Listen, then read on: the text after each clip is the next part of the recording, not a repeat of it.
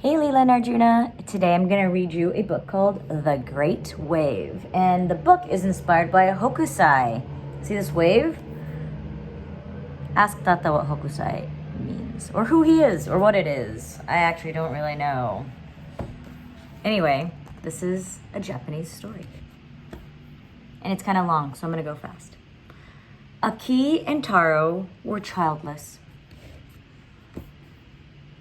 The summer of their lives was nearing an end, but they had neither a boy nor a girl to give them joy. The couple had waited very long, and they had tried everything they knew to have a child. They had eaten countless herbs and special foods, and they had prayed fervently and given offerings in the temple. At last, they felt their hope was gone. The child they had so desired did not come. There were many nights of tears and sorrow. But then suddenly, a miracle. It happened on an icy, cold day in winter. The wind raged over the sea and threw mighty waves upon the land. But the men in the village still had to go out to catch fish, for winter was a season of hunger, and no fish meant even less meat. 3 long ships set out from the harbor. Together they fought the stormy surf, ascending wave after wave to the crests and falling back again into the troughs. The men advanced in this way, wave upon wave, waiting for the right moment. They had fish to catch, whatever the cost. Then, just as they prepared to throw out their nets, an enormous wave rose up in front of them. It rose like a gigantic creature, opening its foamy mouth, greedily swallowing up everything before it. Fishermen, nets, boats, everything. The men held their breath in fear, clinging to the ships and ducking down, some even closing their eyes. Do you see the men here ducking down? Okay, these are the boats right here. It's scary when the waves are that big and that strong. When they looked out again, the wave had broken. The brave fishing group had been spared. Soon the sea became as calm as the men's silent relief. But this quiet was penetrated by a small, angry cry. And Taro was heard to shout, "Look, the wet bundle! There is a child, a brand new life! The wave has set it down in our boat. Look how cute, he's got a little tuft of hair." Taro's heart beat more wildly than all the drums of the world together. He took the baby boy in his arms, and the crying child fell silent. Taro smiled. The child so long awaited and so long hoped for had arrived at last. The happy years had passed. Naoki, the boy from the sea, had a mighty appetite. He ate bowl after bowl of delicious rice, yet he did not grow any bigger. Now his 7th birthday was drawing near, and he'd barely grown an inch. Aki was worried. Would he always stay so small? And Taro often thought, how could he ever become a proper fisherman?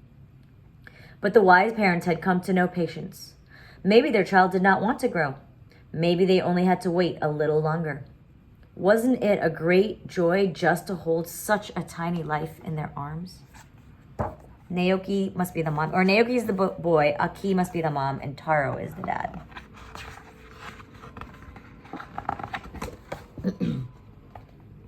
Naoki waited to grow as well, while all his friends shot upwards faster than bamboo.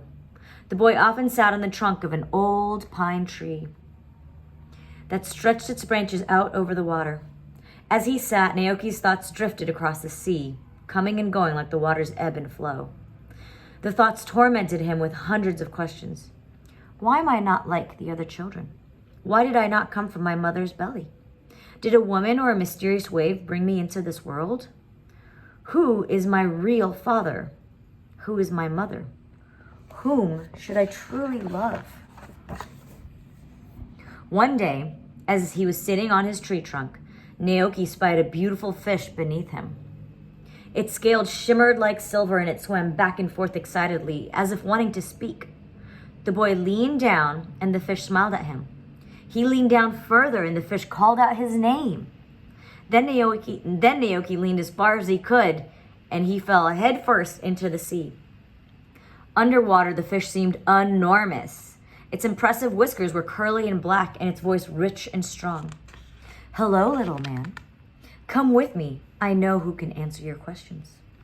Naoki swam behind him as if he too had fins. As the boy and the fish got further from shore, their surroundings changed. The water became darker and colder, and the current stronger and stronger. Naoki clung tightly to his friend just to keep going. I thought everything was nice and calm under the sea, the boy said to himself. I thought you could collect coral, hide among the water lilies, play with the starfish, and find lost treasure.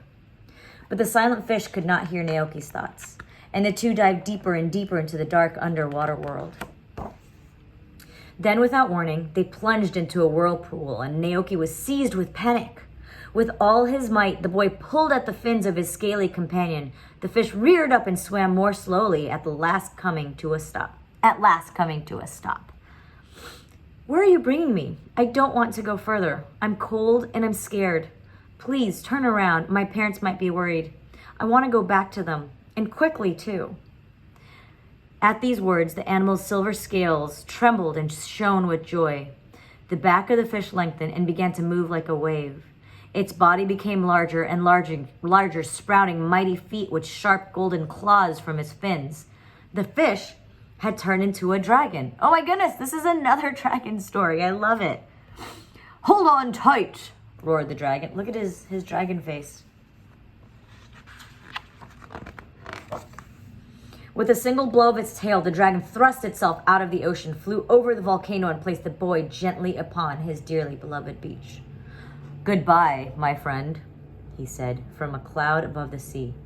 Go now. You no longer need me. Naoki did not speak. As soon as he felt the sand beneath his feet, he began to run. The happy boy ran and ran all the way to his parents' house. When he finally reached back home, Naoki turned around to thank his noble friend. But the dragon was gone. The sea was as smooth as glass, as if nothing had happened. Interesting. Now it is spring, and today is Koi Nobori, a children's festival. 1,001 carpfish float in the wind, their bodies made of humble cloth. Naoki looks proudly at his fluttering streamer. It swims in the wind side by side with those of Taro, his father, and Aki, his mother. All three seem carried by a great wave filled with love. Joyful laughter is everywhere, for Naoki has grown bigger. Do you see these little fishes? You know, in Hawaii, they do that for Boys' Day and Girls' Day. The end. That was the end. Oh, so this is about Hokusai. The Great Wave of Kaganawa by Katsushika Hokusai. So Hokusai is the name of the author. Hokusai made The Great Wave as part of a picture series called 36 Views of Mount Fuji. You can also hear The Great Wave in a musical piece called La Mer, The Sea, by French composer Claude Debussy. Debussy once said that Hokusai's colored woodcut inspired him to write this piece. Wow, that's kind of cool. See, this is Hokusai's famous wave. Mama has that on her back. Who was Hokusai? Wow, this is kind of cool. I can do another one on who is Hokusai.